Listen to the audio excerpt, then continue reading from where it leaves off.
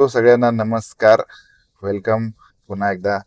आपण सीएनजी भरला आणि सीएनजी भरून आपण लागलेलो आहे हायवेला. काही क्षणांमध्ये जाणार आहोत, पण त्याच्या अगोदर हा सुंदर असा नजारा नाही, इकडनं अवजड सगळे वाहन छोटी आहे, वाहनं कडेने ओव्हरटेक करत आहेत सगळ्यांना. त्याच्यामुळे आपण या बाजूने सरळ जात राहूया. 40च्या स्पीडनी स्पीड ओव्हर करायचा नाही. स्पीड प्राय आम्हाला नक्कीच मनोबल आणि उत्साह वाढवणारा असेल. मग येता का पुण्याला आमच्यासोबत? आणि आपण चाललेलो आहे मेगा हायवेने. आणि मेगा हायवेला आज आपण जातोय आपली नवीन कोरी ब्रँड न्यू गाडी घेऊन आपण 700-800 किलोमीटर चालवली असेल, पण मेगा हायवेला गाडी चालवली नाही ना ईश्वरी. हा. आणि गावाच्या रस्त्यावर चालवलं. गावच्या रस्त्यावर एकदम चांगला परफॉर्मन्स मिळाला. आणि एकदा तर आम्ही अशी एकदम अ, खड्ड्याच्या रस्त्यातून गाडी नेली, ती पण चांगली चालली. आता जास्त रस्त्याने असं चालवली तर व्हील अलाइनमेंट वगैरे जाते, दॅट इज नॉट ऍक्सेप्टेबल. पण आज पहिल्यांदा जातोय आपण नवीन गाडी घेऊन मेगा हायवेला. आणि बरेच दिवसांनी जातोय. आणि मला खरं तर बेसिकली थोडस जास्त स्पीडची मला स्वतःला भीती वाटते. म्हणजे जास्त स्पीड आपल्याकडे एखादी झुपकन गाडी गेली ना, की असं एकदम भीती वाटते. किंवा आता ज्या मोठ्या मोठ्या 20-25 लाखाच्या गाड्या असतात, ते लोक खूप जास्त रफली ड्राईव्ह करताना दिसतात. जिथे आता आपण वॅगनर किंवा असं, आता वॅगनरला कमी समजावं का? Not at all. कारण वॅगनर सारखी मायलेज देणारी गाडी नाही. सो सकाळी उठून आपण ठेवलेलं आहे दूध तापत. आमचं सकाळ सकाळी दूध आलेलं होतं. दूध तापलेलं थंड करत ठेवलं इकडे. आणि घरातली सगळी कामं मला प्राजक्ताने काय सांगितलं आपल्याला उठल्यानंतर पहिल्यांदा, की झाडांना पाणी घालायचं, याची कामं सगळी सुरू आहेत. आणि सगळं झाल्यानंतर आपण निघणार आहे. बॅगा पण भरून झाल्यात. ईश्वरीला आलेली आहे जोरदार जांभई. गाडीमध्ये ती झोपणार आहे. आणि ही सगळी कामं होत असताना आता आपण पटकन निघणार आहोत. जाताना तुम्हाला काय काय बघायला भेटणार आहे? काय काय बघायला भेटणार ईश्वरी सांग. सगळ्यांना काय काय बघायला भेटणार? नवीन सीन्स हा. विंडो मध्ये. आणि सगळ्यात महत्वाचं माझा एक्सपिरियन्स ड्रायव्हिंगचा. आणि मला असं वाटतं की तुम्ही 0 to 5च्या रेटिंग वरती मला तुम्ही मार्क्स द्या. कारण रिअल लाईफ एक्सपिरियन्स, टर्न आणि कुठून काय कसं जायचं हे सगळं आपण बघणार आहोत जाताना, आहे ना. मॅप लावून जायचंय. मायलेज किती देतं ते बघायला मिळणार आहे. ऍव्हरेज किती मिळतंय, सगळ्या सगळ्या गोष्टी. सो आता डायरेक्टली आपण गाडीच्या इथे जाऊया, गाडीमध्ये बसूया.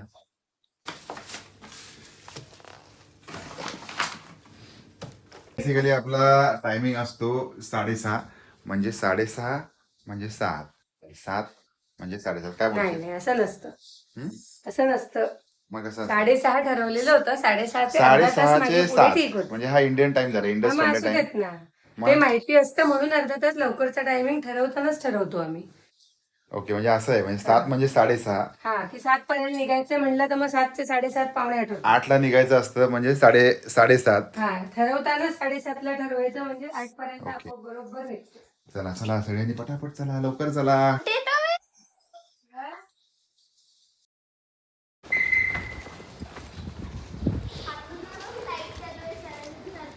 सकाळी 7 वाजलेले आहेत आणि 7 वाजता आपण निघतोय. गणपती बाप्पा मोरया, मंगलमूर्ती मोरया. गाडीमध्ये सगळ्या गोष्टींची सेटिंग होते, कुठे काय काय ठेवायचं काय नाही ठेवायचं. आणि गाडीमध्ये डास खूप आलेत यार.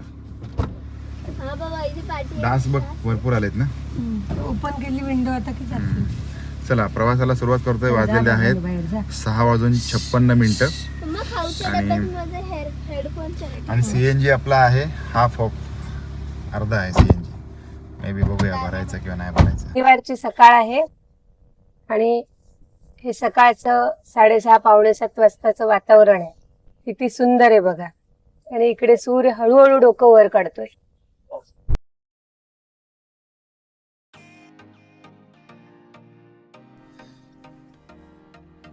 सो सगळ्यांना नमस्कार. वेलकम पुन्हा एकदा. आपण सीएनजी भरला आणि सीएनजी भरून आपण लागलेलो आहे हायवेला. काही क्षणांमध्ये जाणार आहोत, पण त्याच्या अगोदर हा सुंदर असा नजारा बघून घ्या. फार कमी वेळा अनेक लोक सकाळी बाहेर पडतात, पण आम्ही आज बाहेर पडलो आणि हा सूर्यदर्शन बघायला मिळालं. खूप फ्रेश, प्रसन्न. आपण त्याविषयी बोलणार आहोत आणि भरभरून बोलणार आहोत. आणि समोर बघू शकता आपण पनवेलच्या बाजूने आता आपण वळलेलो आहोत पुण्यासाठी. आपण घेतलेला आहे लेफ्ट टर्न. आपल्याला जायचं आहे मेगा हायवे वरती. सो आपण आता लेफ्ट टर्न घेतलेला आहे अशा प्रकारे आणि आपण थोड्याच वेळामध्ये लागणार आहोत मेगा हायवेकडे. आपण जाणार आहोत ऑप्टिमम स्पीडला. तरी देखील तुम्ही मला कृपा करून माझं जे ड्रायव्हिंग आहे किंवा काही इम्प्रूव्हमेंट हवे असतील तर त्या देखील आपण अवश्य सांगाव्या अशी विनंती आहे.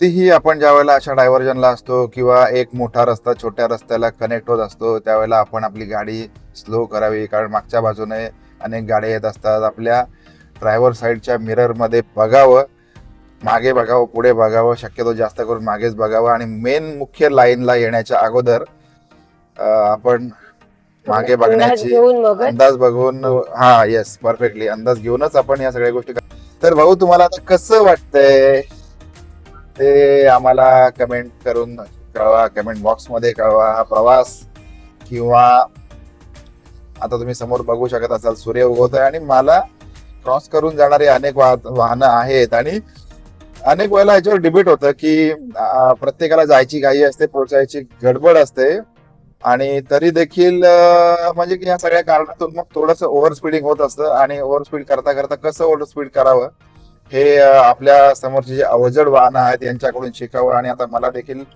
ओव्हर स्पीडिंग करावं लागत आहे. मी आता याला ओव्हरटेक करत आहे समोरच्या गाडीला.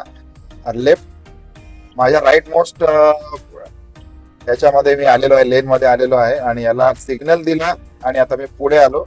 समोर आता आपल्या मस्तपैकी बोगदा येतोय आणि पुन्हा एकदा मी माझ्या लेन मध्ये आलो, कारण मला कमी स्पीडने जायचंय. मला एक गाडी ओव्हरटेक करायसाठी मागून एक गाडी येते तर मी सिग्नल देखील त्या गाडीला दिलेला आहे की प्लीज वेट, मला पुढे जायचंय.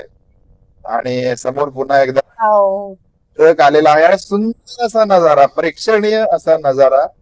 You just can watch. कधी कधी प्रवासाचा जो आनंद आहे हा आनंद आपण घरातून बाहेर पडल्यामुळे पडत असतो, पण आपला जो आनंद आहे हा आनंद चांगला ठेवण्यासाठी आपण सेफ ड्रायव्हिंग केलं पाहिजे. मागे पुढे सगळ्या गोष्टी बघून सिग्नल देऊन ओव्हरटेक करत असेल किंवा कसंही असेल.